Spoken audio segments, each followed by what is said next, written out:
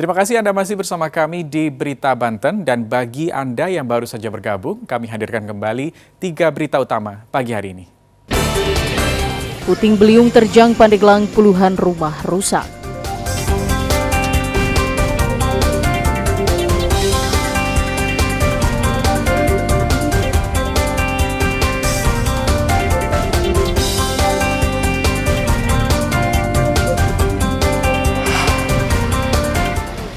Bensin tersambar rokok, rumah dan mobil terbakar.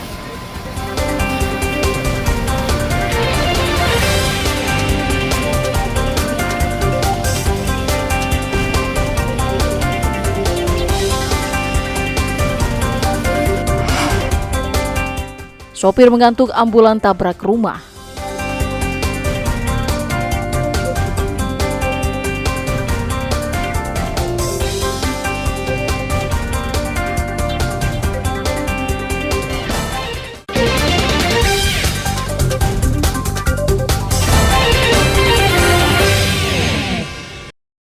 Diduga sang sopir mengantuk, mobil ambulans milik Desa Bukel menabrak rumah yang berada di depan Puskesmas Kecamatan Padarincang. Peristiwa tersebut terjadi di depan Puskesmas. Sebelum kejadian, sopir baru saja mengantarkan pasien. Pemilik rumah mengaku kaget, beruntung tidak ada keluarganya yang mengalami luka. Sang sopir hanya mengalami luka ringan akibat kejadian tersebut. Katanya di kampungnya ada yang sakit, langsung dibawa ke sini. Tapi bukan ambulans ini, bukan. Oh, bukan. Bukan, itu ambulans desa. Katanya ngantuk gitu kan.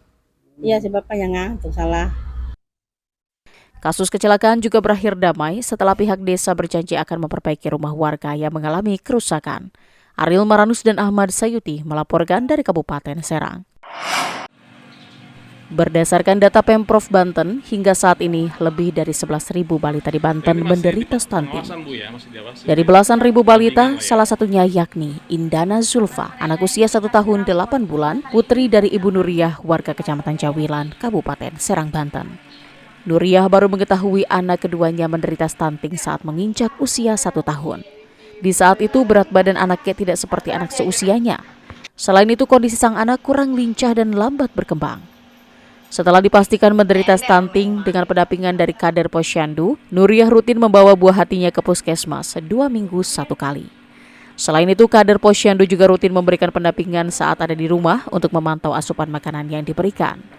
Hasil positif pun mulai tampak. Di saat usia saat ini menginjak 18 bulan, berat anak Nuriyah sudah mendekati normal. Perkembangan sang anak pun sudah tampak mengalami perubahan.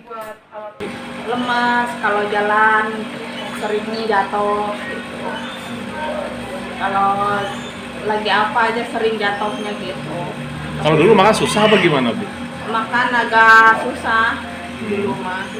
Tapi sekarang alhamdulillah, sekarang mah udah segala masuk, doyan makan sekarang. Di Kecamatan Jawilan saat ini masih terdapat 73 balita yang menderita stunting. Angka ini juga jauh berkurang jika dibandingkan 2 tahun sebelumnya yang mencapai angka lebih dari 200 penderita.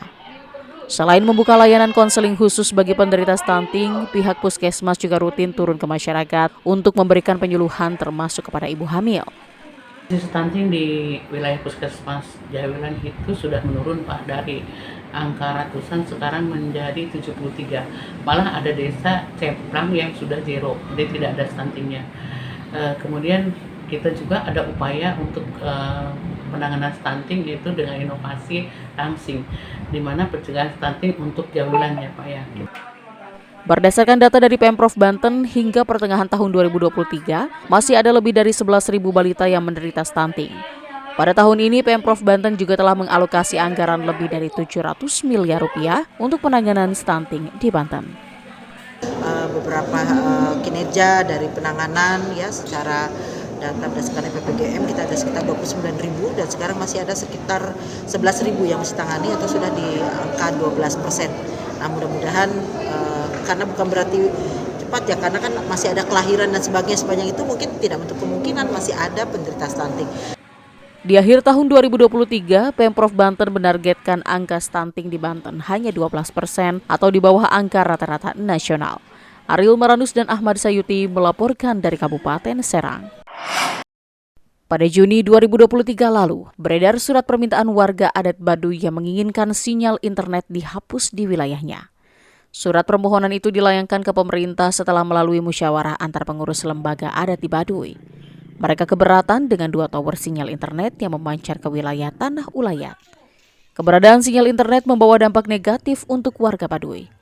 Kepala Dinas Komunikasi dan Informatika Anik Sakinah mengatakan permintaan tersebut direspon oleh Kementerian Komunikasi dan Informatika dan sudah mulai dilakukan pelemahan sinyal pada Agustus lalu.